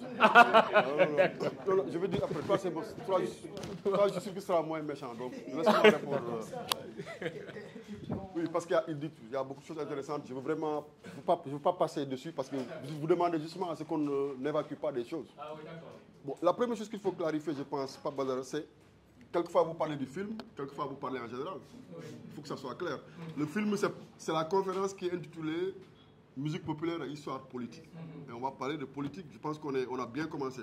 Mais le film, c'était un prétexte. Le film, ce n'est pas l'histoire politique du Sénégal, c'est l'histoire du Sénégal encore une fois. Et le Baobab donne une bonne partie de l'histoire parce que le film, c'est les 50 ans du Baobab. Et le propos du film, c'est de montrer qu'à travers ces 50 ans-là, c'est 50 ans du Sénégal, en fait, tout simplement. Donc, on ne peut pas demander aux réalisateurs et aux producteurs de faire ce que nous sommes en train de discuter. Ils avaient un projet très clair, sauf que je pense que c'est un projet important comme support pour discuter de plein d'autres choses. Hein. Demain, ça peut être un débat sur musique et économie, hein, ou musique de société, quoi. Donc, regardons le film avec le projet du film. Maintenant, d'ailleurs, le film essaie même de dire des choses avant le Baobab. 68, c'est avant le Baobab. Mais 68, on ne peut pas parler de l'histoire du Sénégal, post-indépendance. Oui, non, mais ça, je veux dire, oui, par rapport à Senghor, ce qu'ils ont voulu montrer, justement, le propos, ce n'est pas Senghor, c'est le Baobab, encore une fois. Ils ont voulu montrer Baobab du temps de Senghor, Baobab du temps d'Abdou Diouf, Baobab du temps de Wade, Baobab du temps de Macky, point barre. Ce n'est pas une thèse non plus. Et tout ça, c'est 50 minutes, hein? 50 ans à 50 minutes. Bon. Et en plus, on est dans le domaine de l'art. Et ensuite, le Baobab, encore une fois, c'était plutôt dans la mouvance de l'État. C'est ça qui est intéressant. Maintenant, nous, quand nous parlons, on peut dire, OK, le film parle de la mouvance de Baobab, la musique presque plus ou moins officielle. Est-ce qu'il y avait une autre musique? OK, moi c'est ça. Là, je suis interpellé directement. Et effectivement, à ce moment-là, il y avait une autre musique, il y avait d'autres musiques, il y avait d'autres théâtres, il y avait d'autres cinémas. Et ça, vous le savez même peut-être mieux que moi, parce que c'est votre génération. Donc, dans ce même moment, il y avait des courants, je le dis en flagrant en disant que dans les années 60, fin 60, début 70, on aura Kadou, premier journal en Wolof, qui était un journal libre comme ça, d'opinion, oui, et qui agrégeait une bonne partie de la gauche. Les fondateurs de Kadou, c'est qui? Ousmane Sembène, qui vient du PAI, qui a dirigé la section PAI à Marseille. Son cofondateur, c'est qui? Pathé Diagne, ancien étudiant PAI. Les autres membres, Amadou Top, Andedjeuf, Harebi, Andedjeuf parti clandestin, Wagan Faye, ancien PAI, membre fondateur de la LDMPT, Maguette Thiam, ancien PAI, membre fondateur du PIT. Ce sont ces gens-là qui ont fait Kadou. Donc, qui était d'ailleurs presque le journal de l'opposition, parce qu'il n'y avait pas de journal à ce moment-là. Il n'y avait pas de journal, il n'y avait pas de parti. Il y a un numéro de Kadou là. Voilà. Voilà, le numéro 6 de Kadou. Voilà. Yéné Kaibi. Donc l'image du tambour. Donc le journal africain, Yéné. Alors, et Kadou a été créé, le premier numéro de Kadou, ça a été publié en 1971. À partir de 1966, c'est le parti unique, ou ce que Senghor appelait le parti unifié, parce qu'il a fusionné avec le seul parti d'opposition légale, le PRA. Donc, Kadou devient presque le journal de l'opinion, pour ne pas dire de l'opposition. Et à ce moment-là, dans l'université de Dakar et dans le lycée, ces partis de gauche qui sont clandestins s'organisent à travers la musique, justement, d'où l'importance de la musique, à travers le théâtre. C'est là qu'ils parviennent à faire passer leur message. Ils ont des journaux clandestins, interdits. En 1974, les membres fondateurs de André Diouf, les landing là, ils sont emprisonnés parce qu'ils sortaient un journal. Il suffit de sortir un tract pour aller en prison. Donc il y a cette musique, justement, mais qui n'est pas la musique officielle qu'on va entendre à la radio, qu'on va jouer dans les boîtes de nuit, qu'on va avoir sous forme de cassette. Elle va se jouer dans les quartiers, etc.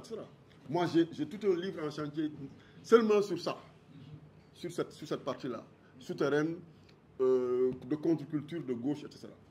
Donc, effectivement, cette partie existe. Mais c'est ce que moi j'appelle la face B. Bon, ici, c'est la face A. Mais la face A permet de lire les événements que la face B traite autrement. C'est ça l'intérêt. Comment juste on peut lire. Et Senghor, effectivement, c'est l'homme politique et le poète. C'est les deux ensemble. Donc, comme nous tous, hein, nous sommes tous les autres. Senghor n'est pas le seul à être complexe. Hein. Nous sommes tous bourrés de complexité, pour ne pas dire de contradiction. Donc, pour Senghor, c'est plus apparent parce qu'il était le président de la République, tout puissant pendant 20 ans, et alliant les deux casquettes, poète et politique. Et justement, cette gauche, cette opposition-là, s'est bien chargée d'attaquer le président poète Senghor. Et sur le terrain politique, et sur le terrain culturel. Bon, tout le monde a entendu parler du front culturel sénégalais. Donc, il a attaqué là où on considère qu'il est le plus fort, le terrain culturel même. Et ça donne, c'est pour ça que moi j'en fais tout un livre. Seulement sur cette question-là, qui pour moi est une question, effectivement, qui n'a pas été suffisamment étudiée, peut-être même pas étudiée. Donc, voilà. Et Rudy Gomis, l'exemple de Rudy Gomis, justement, le chant que Rudy Gomis chante là, mais il est inspiré de notre chant. Il est inspiré d'un chant d'un musicien et homme politique bissau-guinéen, Schwarz Bart. C'est son morceau qu'il a adapté, que vous pouvez trouver sur YouTube. Hein. Donc, créole comme lui, etc. Donc, qu'il a réarrangé, à qui il a donné une autre perspective en le mettant en lien avec le conflit en Casamance. De là, il y a même eu des problèmes de droit d'auteur avec les enfants de cet artiste-là. Mais il a vraiment réarrangé, il a réinterprété. Donc, mais il y avait déjà, c'est pour dire qu'il y avait déjà une base de contestation, une base révolutionnaire dans ce texte-là, qu'il a inspiré et auquel il a donné notre perspective. Voilà. Bon, je n'ai pas répondu à tout, mais voilà, c'est ce que je voulais juste préciser. Il y a une autre face. Mais en deux phrases, hein, parce qu'il y a le doyen pape. Voilà.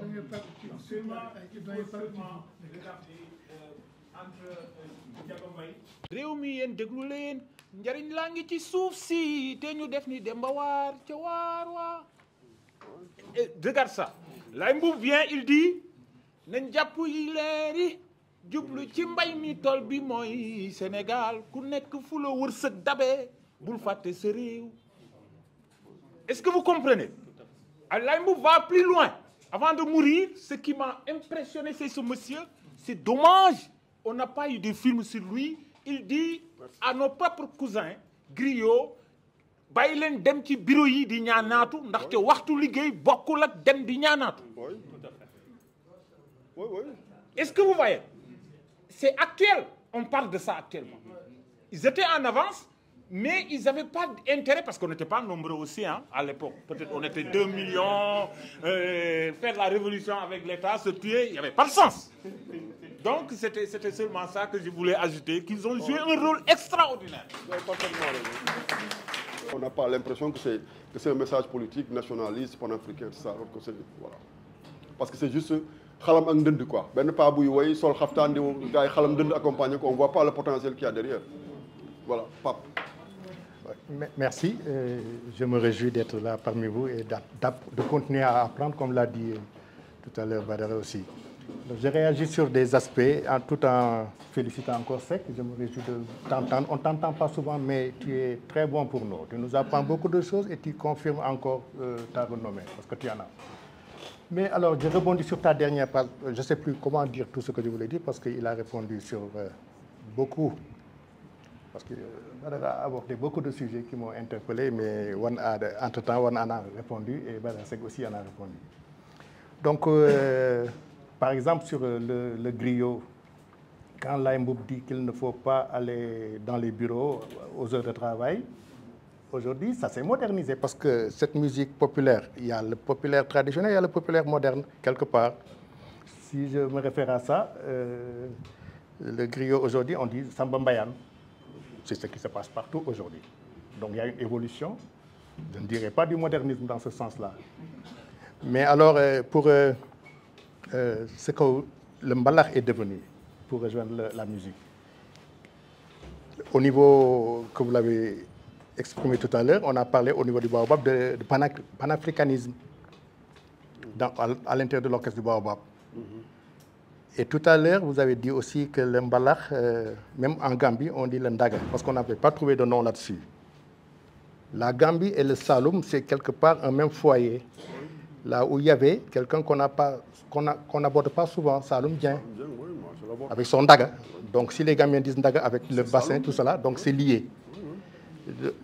Donc la musique, par rapport à Senghor maintenant, pour ce que je veux dire sur Senghor, il y a l'homme politique, il l'a déjà développé, et l'homme culturel. Ils sont tellement confondus que pour les séparer, c'est difficile. Pour moi, à la limite, Senghor n'était pas un bon politicien, mais il était un excellent homme de culture, un artiste, et c'est ça qu'il a demandé qu'on retienne de lui, d'aller voir dans sa poésie. Il ne se déplaçait jamais sans l'orchestre national ou l'ensemble traditionnel, l'ensemble instrumental. Et ballet, comme ensemble instrumental, tout ça c'est de la musique. Donc il a porté sur ses épaules la musique sénégalaise autant qu'il a pu. C'est normal que dans sa famille, peut-être quelqu'un comme Adrien Senghor ait pu créer le Baobab et continuer à pousser un peu pour que nous nous développions sur cette base. Aujourd'hui, pour sauter, ils ont déjà dit l'essentiel. Aujourd'hui, on parle de souveraineté.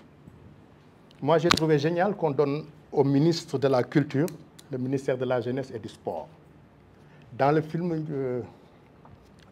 John Seck a dit le stade était tellement plein que ceux qui étaient dehors étaient plus nombreux encore. Aujourd'hui, on ne voit même plus de concerts dans les stades. Presque pas, il n'y en a plus de shows. On en connaissait tellement à ce temps-là. Et je me demande qu'est-ce qui a évolué. Est-ce que, bon, le mbalax, vous avez dit qu'il y a des cycles. Hein? Le mbalax est toujours là, dans sa sonorité, dans son rythme, comme le reggae. Alpha Blondy vient de sortir encore un autre album de reggae il y a quelques jours, à peine. Et ce qu'on a déploré tout à l'heure par rapport au soutien qu'il faut au mbalax pour que le mbalax.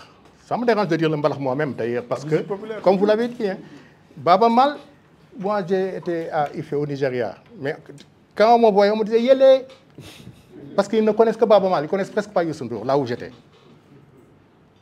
Mais donc, c'était autant de... Comment Soul Baba Mal, je ne sais pas, là, il a beaucoup cartonné avec cet album-là. Oh. Donc il y a une personnalité musicale qui accompagne le mbalax, c'est vrai, jusqu'à ce qu'on puisse dire que la musique sénégalaise, c'est le mbalax. Et le Yala de Baba Mal, on ne l'a pas dit, on le met dans quel registre? Les frères Guissé. Moi, j'ai trouvé que c'est un mbalax particulier. Pape Cheikh, je trouve que c'est un mbalax particulier. Il y a tellement de diversité, et ce qui, en fin de compte, est une certaine richesse du mbalax. Encore une fois, je n'aime pas dire le mot mbalax, mais en tout cas, cette musique sénégalaise. J'ai eu la chance de vraiment grandir avec ça et de beaucoup écouter. Je les connais presque tous. J'ai eu la chance d'être proche de Rudy Gomis. Je suis l'auteur de la photo de la cassette, Gata. Ils m'ont fait écouter ça en faisant le tour par la corniche, avant qu'on fasse la photo. On a fait 2 photos différentes, ici dans le quartier de Fann. L'un, il était sur le tronc de l'arbre pour dire « Djassitlum Yag Yag Tigé », et ainsi de suite. On a fait différentes choses ce jour-là, je me rappelle bien. Et c'est pour ça que je pense que revenir aux fondamentaux, pour pouvoir réunir la jeunesse, le sport et la culture, c'est peut-être pouvoir travailler autrement et gagner beaucoup plus en souveraineté musicale. Merci. Merci de me permettre de dire ça. Je me félicite de l'initiative du collègue Ibrahim Faye. Je voudrais quelques éclaircissements par rapport au rapport que le professeur Wan a établi entre le Baobab et l'hymne national. Parce que juste après la seconde alternance en 2012, lorsqu'il a été question du nouveau type de Sénégalais, on a été conviés à une réflexion. Et en ce moment-là, nous avions pensé plus à la chanson de Pape Esser, Boulen Wengal Galgi. On n'avait pas pensé carrément à Baobab. Je ne savais même pas qu'il y avait ce rapport-là. C'est à travers vos explications que j'ai compris maintenant qu'il y avait d'autres éléments. Maintenant, la question que je me pose, on a entendu récemment un leader politique dire que l'hymne national n'est pas sénégalais. Ça a été dit. Donc, je voudrais savoir si, en traversant les contextes comme vous l'avez dit, ou si vous parlez de cycle de recyclage, il a été beaucoup plus facile de recycler les chansons du Baobab à travers ce que j'ai appelé tout à l'heure la chanson de Pape Eché, Boulen Wengal Galgi, Ferelen Mouter Pouvoir, Mogen di Dorante ay Diop. Donc, si l'hymne national que nous chantons à l'école continue encore à faire sens, ou est-ce que réellement on parvient à lui conférer une autre signification au point même que des Sénégalais se permettent de contester la sénégalité, si vous me permettez, de l'hymne national. C'est sur ce point-là que je voudrais vous interpeller. Je vais répondre. La question est tellement... Je ne sais pas, je vais oublier. Hein? Bon, est-ce que sinon, s'il y a pas... Moi, je l'ai vu, le doyen. Bon, je vais dire un mot sur l'intervention du doyen Pabba, grand photographe et éditeur, n'est-ce pas, pour ceux qui ne le savent pas. Il vient d'éditer un ouvrage, une monographie de Serigne Ndiaye, qui est sorti, qui n'a pas encore, qui va être présenté certainement dans les semaines ou mois à venir. Donc, il raconte le parcours de Serigne Ndiaye et son travail surtout. Oui, bon, pour revenir en Mbalakh, encore une fois, différence entre ce que le Mbalakh est et l'étiquette Mbalakh qui est beaucoup plus large. Je donne un autre exemple. J'ai parlé de Ndaga chez les Gambiens. Le premier article international écrit sur Youssou Ndour par Jeune Afrique a pour titre Youssou Ndour, le roi du Sabbat. Sabbat. Oui, parce qu'il voulait dire Sabar. Il voulait dire Sabar en même temps, donc pas Mbalakh. Ils savent que les percussions sont mises en avant. Non. Et c'est un jeu de mots entre roi du Sabar et reine de Saba. Vous voyez? Mais il n'est pas question de Mbalakh encore. On est au début des années 80. Donc le Mbalakh arrive plus tard. Et encore une fois, c'est imposé par quelqu'un qui écrit un article ou qui parle à la radio. Youssou Ndour, même son groupe, ce n'est pas lui qui a décidé que son groupe s'appelait Super Étoile. Il quitte l'Étoile de Dakar, il crée son groupe. Son premier disque avec ce groupe-là, qu'est-ce qu'on a mis? Youssou Ndour et son orchestre. Après que les gens disent, ah, Youssou Ndour a créé un orchestre, donc c'est le Super Étoile. Comme après le Diamono, il y a le Super Diamono. Après le Star Band, Star c'est étoile. Des gens ont quitté le Star Band pour créer l'Étoile de Dakar avec Youssou. Youssou quitte l'Étoile de Dakar, crée un orchestre, on dit, mais c'est le Super Étoile. Vous voyez? Donc les étiquettes partent comme ça. Et maintenant, elles se figent, elles prennent de nouveaux sens, etc. etc. Je dis au Kenya, ce que Bab mal fait, c'est du Mbalakh. Mais pour moi, du Fouta, ben, je sais bien que c'est du Yela, c'est du Wango, c'est même pas un genre, c'est un genre qu'ils utilisent. Mais chacun a son oreille et juge à partir de ce qu'il sait, de ses classifications. Mais c'est que tout le monde a besoin d'étiquettes, et de casiers, de tiroirs. Voilà, et chacun y met chacun y range ce qu'il a arrangé. Donc, bon, pour la question compliquée de l'hymne national, oui, ça aussi c'est important. Il faut la profondeur historique. L'hymne national a été contesté il y a plus de 60 ans. Quand je dis plus de 60 ans, c'est 1900, pour ce que j'en sais, moi, 1962. Donc ça fait déjà 63 ans. Et je l'ai dit dans ma thèse d'État. En 1962, Waldiodio Ndiaye a contesté l'hymne national du Sénégal, alors qu'il était ministre dans le gouvernement, ministre de l'Intérieur, ensuite ministre de l'Économie. Mais l'hymne, c'est deux parties. Et j'ai essayé de le dire. L'hymne, c'est le texte et la musique. Il faut bien savoir ce qu'on conteste. Par exemple, ce que Waldiodio Ndiaye a critiqué et que d'autres ont critiqué, dont M. Abdoulaye Wade du PDS pendant qu'il était dans l'opposition. Ce qui fait qu'en 2002, des gens ont dit, voilà, alhamdoulilah, maintenant il y a le changement, on va changer d'hymne. Parce que tellement l'opposition a critiqué. mais Wade a plutôt... Il avait d'ailleurs, pour preuve, il avait son hymne, n'est-ce pas? Hymne de la Renaissance africaine, qui a été joué lors de sa prestation de serment, où j'étais là, au Stade de l'Amitié. Et ça a été critiqué. On a trouvé des explications. Mais ce n'est pas devenu un hymne. Ça a été joué dans les circonstances, inauguration du monument à la Renaissance, et ça. Et lui-même, il le chantait quelquefois quand il n'y a pas d'autre, en acapella. Mais ce n'est pas devenu l'hymne. Et ce qui a été contesté dans les années 60, 70, encore une fois, c'était la musique. Les gens disaient que cette musique-là, quand on l'écoute, on ne sent rien d'africain. Waldiodio avait dit musique de foire, plutôt. Il avait l'impression d'écouter les musiques de foire dans les marchés européens, là, les musiques que les gens jouaient tout à 100 francs, etc. Il disait, bon, c'était plutôt ça. Il avait caricaturé. Et beaucoup de gens pensaient qu'effectivement, en écoutant cette musique, on ne sentait pas la fibre. Alors que pourtant, Senghor a demandé à Herbert Pepper, ethnomusicologue, musicien, venant de l'Orstom, ayant fait des travaux extrêmement importants sur la musique africaine, notamment au Congo, au Gabon, etc. C'est pour ça qu'il avait pensé que lui, il pouvait s'inspirer des musiques de l'Empire du Mali pour créer un hymne. C'était ça la commande. Et ça a donné ça. Et la preuve, face aux critiques, l'hymne a été réarrangé combien de fois avec la musique principale des forces armées. Quelquefois, on a mis des cymbales pour rythmer. Vous voyez. Donc il y a eu cette question de la musicalité, ça c'est évident. Est-ce que ça sonne sénégalais, est-ce que ça sonne africain? Ce débat s'est posé.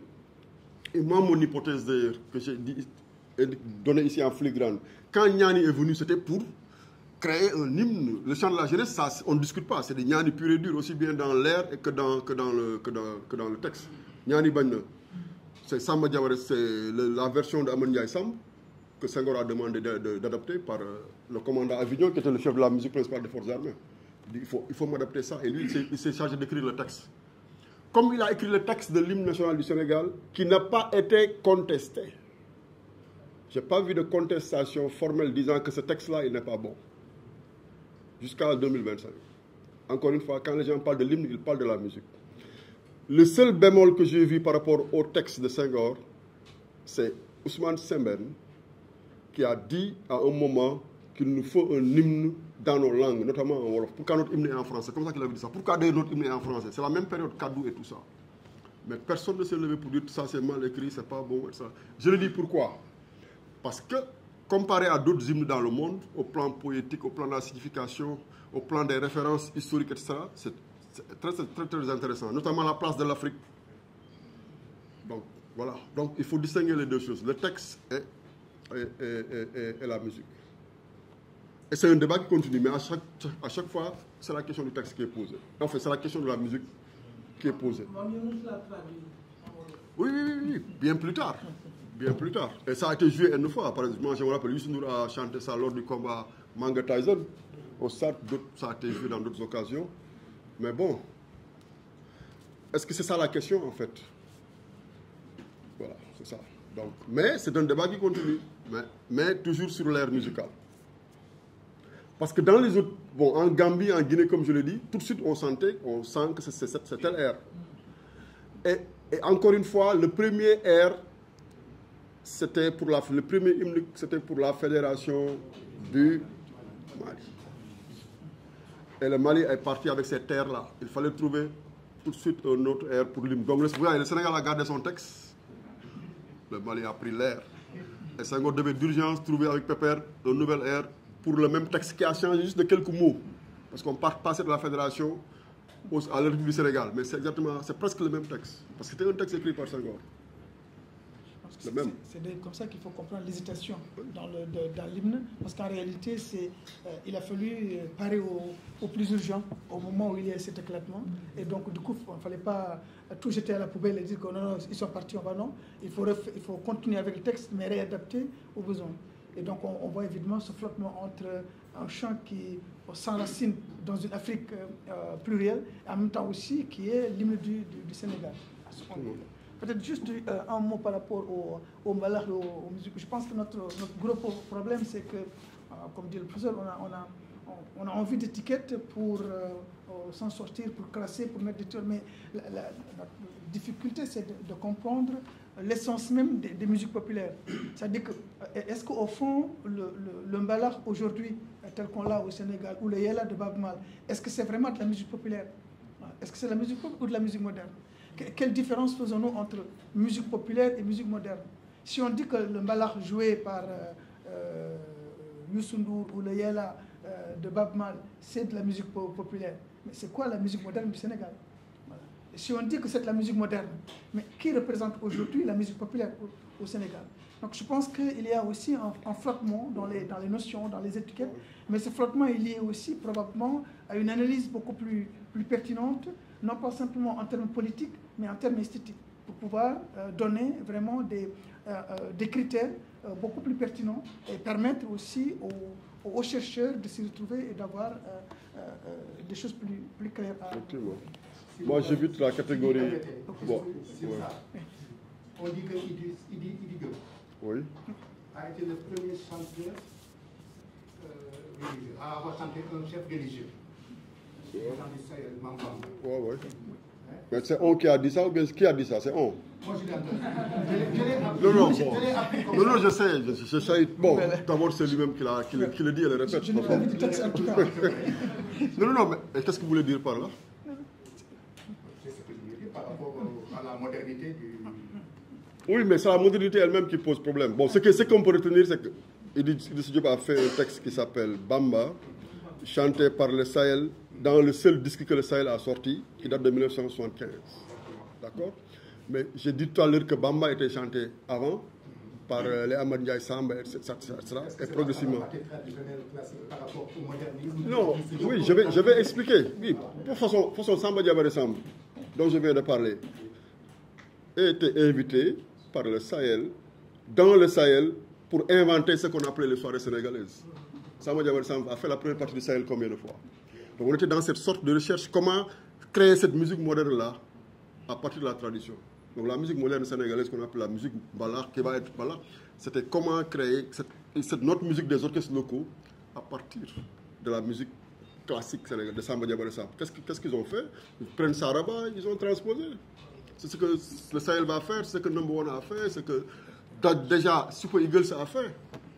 En changeant de nom, en disant Super Eagles à côté, il fait un bondi.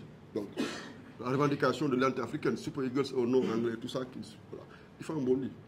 Donc, c'est dans le même mouvement qu'il a adapté les chants que d'autres déjà avaient commencé à chanter dans la musique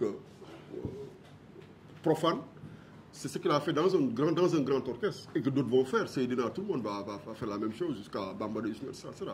Mais c'est lui-même qui le revendique en disant qu'il est le premier à chanter parce que c'était aussi pour faire plaisir au patron du Sahel qui s'appelait voilà, Grand Talibé Mouri. Donc, c'est pas compliqué. Voilà. Donc, le Baba fait la même chose, etc. N'est-ce pas? C'est exactement cette même histoire. C'est pour ça que moi, je dis traditionnel, moderne. Quand je le mets, je mets des guillemets. Qu'est-ce qui est traditionnel? Qu'est-ce qui est moderne? Quand quelqu'un joue avec un khalam, on dit que c'est traditionnel. On prend une guitare, c'est moderne. Le khalam de Samba Diabaré Samba, je ne parle même pas du khalam de Badara Seck, qui est là, qui joue du khalam en 2025. Samba Diabaré Samba qui joue du khalam depuis la fin des années 40. Son khalam, pour moi, c'était un khalam moderne. Parce que ce n'était pas le khalam de son père et de son grand-père. Parce que Samba Diabaré Samba allait à Sorano, il jouait à la radio, où déjà on l'amenait à ne plus s'asseoir pour jouer pendant 2 heures, on l'amenait à enregistrer des morceaux de 4 minutes, 5 minutes. Il faisait déjà un réarrangement des morceaux qu'il a appris au village, qui pouvait durer toute la nuit, le même morceau d'accompagnement. Là, il a 5 minutes. Il y a un travail extrêmement important au plan technique et esthétique qu'il fait, que nous ne voyons pas, nous pensons qu'il est en train de jouer comme son grand-père. Ce qui est archi faux. D'accord? La Kora, c'est la même chose. Combien d'évolutions la Kora a subi? Ça n'a rien à voir avec la Kora qui accompagnait Sunyata, la Kora actuelle. Mais on la regarde, instrument africain égale instrument traditionnel. La Kora est un instrument hyper moderne. Donc, c'est des catégories qui ne reposent pas sur grand-chose. J'ai diffusé pour mes étudiants Nyani d'Ahmad Ndiaye Samb. J'ai fait écouter Nyani. La grande chanson traditionnelle. Même celle d'Ahmad Ndiaye Samb, pour moi, ce n'est pas un Nyani moderne. C'est un Nyani qu'on va qualifier de moderne. Pourquoi? Parce qu'il joue à Sorano, Nyani, mais avec les chœurs, avec la Kora, avec le balafon, c'est ça Sorano. C'est l'ensemble national. Quel que soit le morceau, tout le monde presque accompagne. Nyani, c'est avec le khalam. Donc le Nyani d'Ahmad Ndiaye Samb, qui semble être le grand classique, mais c'est un texte, c'est une œuvre moderne pour moi. C'est une œuvre qui rend compte du fait qu'on est au Sénégal en 1960 et non au Cayor au 19e siècle. Et ça, les instruments le disent, l'orchestration le dit, l'arrangement, les nouveaux arrangements le disent. Mais pour celui qui ne sait pas, voilà, musique sénégalaise traditionnelle. Vous voyez? Donc pour moi, voilà l'exemple d'une œuvre moderne. Mais puisqu'il y a du khalam, il y a la kora, il y a balafon, il y a riti, ça c'est la tradition. Donc la tradition porte sa propre modernité. Et ce que nous appelons modernité est assis sur la tradition. Donc c'est des catégories qui ne sont pas forcément opératoires. Mais c'est des preuves, parce que nous sommes, excusez-moi, parce que... En avant. J'aime le malach, mais dans ce pays, on dirait que tout le monde fait la même chose en genre et en nombre. Ça devient monotone. L'art, c'est la créativité. Il faut aller de l'avant. Moi-même, j'ai créé mon étiquette. Mais on a pensé que je suis un fou. suis allé créer une étiquette qui s'appelle Rengpeng pour imiter quelque chose de chez nous. Parce que j'en avais marre que quand j'aille quelque part, les journalistes disent que il fait du tradi moderne. Il fait du moderne tradi. Il fait du khalam tradi. Des choses comme ça. J'en avais marre. Je dis, mais qu'est-ce qui se passe? Peut-être nous, on a manqué de noms. C'est comme si tu fais naître ton enfant, après 7 jours, dans tous les pays du monde, tu lui donnes un nom. Lui s'appelle Badara, lui s'appelle Alim. Mais si nous, en tant qu'aussi des musiciens, de la créativité traditionnelle basée sur nos ressources, on ne crée pas de nom, l'étiquette, le malak existe toujours d'ici 100 ans. C'est pour cela, j'ai dit, je les aime beaucoup, mais quand même, il faut de la créativité. Et l'étiquette là, c'est là où il faut poser le problème. Et former aussi nos animateurs et nos journalistes. Ce n'est pas si on a des animateurs ou des journalistes dans la musique. Vraiment, c'est triste. 0 moins l'infini, le niveau. Tu ne peux rien parler avec eux et personne ne nous écoute. On ne peut pas rester là où on est. Je suis désolé. Je voulais simplement écouter parce que je suis à l'université. Nous ne sommes pas des universitaires. C'est vrai, je suis professeur de musique. C'est pourquoi je félicite vraiment mes jeunes, mes enfants, je peux dire, pour cette rencontre. Et il faudrait peut-être qu'on ait plusieurs rencontres de ce type. Parce que nous, avec les professeurs, on a un problème, c'est l'analyse. Et les analyses que nous entendons ici maintenant peuvent nous aider à renforcer peut-être les enseignements. Donc c'est pourquoi nous souhaitons que ces rencontres-là aient de plus en plus souvent sur plusieurs thèmes. J'ai appris beaucoup de choses ici. C'est vrai, je m'amuse à faire de la recherche parce que nous n'avons pas de documents en musique. Donc nous sommes obligés de faire de petites recherches. Je n'ose pas partir de recherche comme M. Wan et des universitaires.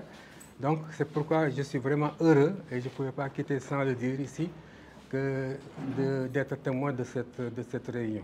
Vraiment. J'ai appris beaucoup de choses. C'est vrai, notre génération, nous avons aussi beaucoup de choses avec le film. Je me suis revu en tant que jeune dans le quartier, essayant pendant les vacances de cotiser pour faire des soirées. Et nous avons aussi la chance, avec autant de Senghor, ce que les jeunes n'ont pas aujourd'hui, d'avoir des maisons de la culture où on pouvait aller pratiquer notre art, etc. Aujourd'hui, peut-être ce sont des difficultés que les jeunes rencontrent, les jeunes musiciens rencontrent. Il n'y a pas d'espace peut-être pour faire des répétitions, etc. Comme à notre époque. Donc vraiment, je vous remercie. Vraiment, ça m'a permis d'apprendre beaucoup de choses et je vous remercie. Et peut-être pousser encore plus loin. Est-ce qu'il ne faudrait pas avoir un journal peut-être qui permet d'éditer? En tout cas, nous, on savait plus qu'on participerait en mettant par exemple nos analyses en musique, ou bien en tout cas nos réflexions sur la musique. Parce que nous travaillons sur les instruments. Tout à l'heure, on a parlé justement de l'évolution des instruments comme khalam, comme kora. Effectivement, aujourd'hui, nous avons des koras en nylon, mais avant, effectivement, on n'avait pas de koras en nylon. Donc, vous imaginez, qu'est-ce qui est moderne maintenant et qu'est-ce qui est donc traditionnel? Est-ce que la kora que nous avons aujourd'hui est une kora traditionnelle? Donc, il y a beaucoup d'évolutions. Maintenant, même, il y a comme la guitare, il y a des clés pour accorder notre kora. Et je m'amusais aussi à dire aux jeunes, aux enfants dans les lycées, les lycéens, il faut travailler les sciences, peut-être vous allez améliorer le khalam par exemple. Comme ça, ce sera plus comme la guitare électrique, etc. Donc, nous sommes dans la même lancée. Et vraiment, je félicite encore les universitaires de nous avoir permis d'assister à ça. Et peut-être il faudrait essayer de l'élargir pour que plusieurs, par exemple, les enseignants, aujourd'hui c'est quoi? C'est mercredi. Peut-être ils sont en classe, essayer de permettre d'avoir ce brassage entre universitaires et musiciens le plus souvent. Moi c'est mon vœu. Qu'il y ait de plus souvent cette rencontre entre universitaires et les pratiquants, les musiciens que nous sommes. Et merci encore, vraiment, et peut-être à une prochaine fois encore. Et ma question, c'est juste revenir sur la question des hymnes nationaux. Et vous avez dit que l'autre là, Ousmane Sembène, avait proposé d'écrire l'hymne national. Oui, c'est ce que j'ai écrit quand même. Bon, d'accord. Oui, oui, c'était juste une proposition, peut-être que je n'avais pas compris. Après, alors au Sénégal, nous avons des langues nationales. On n'est pas une langue nationale, on a des langues nationales. Est-ce que si on propose la langue Wolof, est-ce que d'autres également langues ne pourraient pas également d'avoir des conflits? Et professeur Wan sur musique populaire et histoire. Je suis historien. Donc moi, ce qui m'intéresse surtout, c'est surtout la conservation de tout ça et la transmission. Donc si je parle de ça, je parle d'archives, et voilà, de transmission d'autres générations. Aujourd'hui, des recherches sur ces questions. C'est vrai, vous, c'est pas, mais je suis sûr aussi que parfois, si vous avez besoin de certains aspects ou autres, il faut sortir du Sénégal pour pouvoir avoir ces éléments-là, pour pouvoir faire vos recherches correctement. Et ça, c'est un gros problème. Ce qui fait que, justement, ce qu'on parle, la transmission, les actuelles générations, même les étudiants, même les enseignants ont des difficultés pour justement travailler sur des sujets parce que, justement, les sources ne sont pas disponibles au Sénégal. Et donc, comme vous connaissez très bien cette question, et quelle est votre réflexion et qu'est-ce que vous pensez faire pour, ou en tout cas, quelle dynamique vous pensez dans laquelle on doit s'inscrire pour justement résoudre ou en tout cas avoir des solutions à ces questions-là. Merci. Amadou, il m'a piqué ma question, mais il l'a posée en tant qu'historien. Voilà. Ben moi, en tant que journaliste, j'aimerais savoir effectivement quels sont les défis actuels pour préserver la mémoire musicale comme archive vivante de l'histoire politique. C'était à peu près la même question, si je ne me trompe. Merci beaucoup. Sur l'hymne, je vais passer rapidement. Donc c'était dans le contexte des années 70, ce débat sur les langues nationales, comme je dis, Sembène dans sa critique contre Senghor, et c'était encore une fois dans la querelle, la même querelle, Tchedo, Kadou, etc. C'est dans le même propos, dans la même ambiance qu'il dit, d'ailleurs, notre hymne là, pourquoi il doit être en français? C'est comme ça qu'il a posé, voilà. Il doit être... Oui, c'est dans la même période, 76-77, dans la même querelle qu'il le dit. Bon, pourquoi d'ailleurs, voilà, notre hymne doit rester en français alors que nos langues. C'était un peu ça. Donc ça s'est arrêté là, comme je dis. On n'a jamais... Le principe de l'hymne au Sénégal comme ailleurs, c'est que le texte il est dans la langue officielle, la musique est inspirée des classiques. Je pense que jusque-là, c'est ça le compromis. Même pour Niani, je vous ai dit. Donc, Senghor fait le texte qui s'inspire du texte de la musique, et la musique, il a confié à Force, la musique principale des Forces armées, qui reprend la version de Amadou Ndiaye Sam. Bon, ça n'a pas changé. Et pour les langues, bon, il faut juste corriger pour les langues codifiées. Les langues codifiées, il y en a plusieurs. En 1968, comme on le dit dans le film, c'est la première fois qu'il y a un texte, un décret de codification des langues qui énonce les 6. Ensuite, ce qui se passe à partir de 2001 avec Abdoulaye Wade, parce que là, on a commencé à codifier d'autres langues. Pour régler le problème, pour qu'on n'ait pas à changer de constitution ou d'article de constitution, c'est que la constitution dit maintenant, est langue officielle, toute langue codifiée devient langue officielle. Donc, si on est à 25 langues codifiées, il y a 25 langues officielles. Si on est à 26, voyez, aujourd'hui, on est à 24 ou 25. Donc, 6 ou 8, c'était il y a très longtemps. 6 en 68, et puis petit à petit, ça a évolué. Aujourd'hui, presque toutes les langues sont codifiées. Hein. Sur la liste, il reste 3 ou 4 qui ne sont pas codifiées. Et la Constitution dit, et langue nationale, toute langue codifiée. Ce qu'elle ne dit pas maintenant, c'est quel est le statut concret qu'a la langue nationale. Est-ce que ça devient une langue d'enseignement? Est-ce que c'est une langue de l'administration? Est-ce que... Mais le label langue nationale est conféré à toute langue codifiée. Oui, la question des archives, ce n'est pas celle des archives musicales. La question des archives, point. Pas besoin d'adjectifs. C'est une question nationale. Archives iconographiques, de presse. Évidemment, c'est encore pire pour la musique et autres, parce que là, on est dans le domaine du sonore. Parce qu'on a appris à conserver du papier à la limite. Et même là, on le fait très mal. Donc, pour ce qu'on n'a pas appris à conserver, c'est la catastrophe. N'est-ce pas? Il y avait les archives culturelles du Sénégal, créées en 1967, confiées à Herbert Pepper, justement le compositeur de l'hymne du Sénégal. Le même Herbert Pepper qui a composé la musique de l'hymne national du Sénégal a été chargé, après l'avoir fait au Gabon et en Centrafrique, a été chargé par Senghor de créer les archives culturelles du Sénégal, qu'il a créé en 67 et dirigé jusqu'à sa retraite en 72. Donc les archives ont collecté des sons, des musiques, des récits un peu partout, des instruments, un peu partout dans le pays. Et ce qui se passe pendant les années d'ajustement structurel, 89-90, suppression de services, départ volontaire, on fait des économies. Le service des archives culturelles faisait partie des services supprimés. Donc, les agents vont en départ volontaire, le supprimer. Et on jette donc les cartons quelque part. Oui. Oui, bien sûr. Voilà. Donc, une partie, la partie qui a été sauvée s'est retrouvée à la direction du patrimoine historique et ethnographique, qui est l'actuelle direction du patrimoine culturel. Mais comme ils disent, quelle est la proportion par rapport à ce qui a été... Voilà. Donc, ça, déjà, c'est un service d'archives qui existait, où c'est la collecte. Maintenant, l'autre partie, c'est les disques, les cassettes, les enregistrements. Ça, la mémoire principale, c'est la RTS. Parce que d'abord, c'est là-bas que les gens enregistraient des musiques avant qu'il y ait des disques, parce que tout le monde ne pouvait pas faire un disque. Le disque arrivait tardivement et c'était rare de faire un disque après la cassette. Donc, moi, par exemple, j'ai travaillé pendant des années avec les archives. Effectivement, ils ont une bonne banque, mais tout n'est pas là-bas. Tout n'est pas resté. Mais pour moi, c'est la mémoire sonore. Mais, même problème d'archivage. Des trucs qui disparaissent, des bandes qui s'effacent, des choses qui ne sont pas transposées aujourd'hui sur le numérique, etc. Donc, on a un problème global d'archivage. Notre BU, bibliothèque universitaire, c'est une bibliothèque universitaire, point barre. Mais elle n'a jamais eu un département d'archives orales.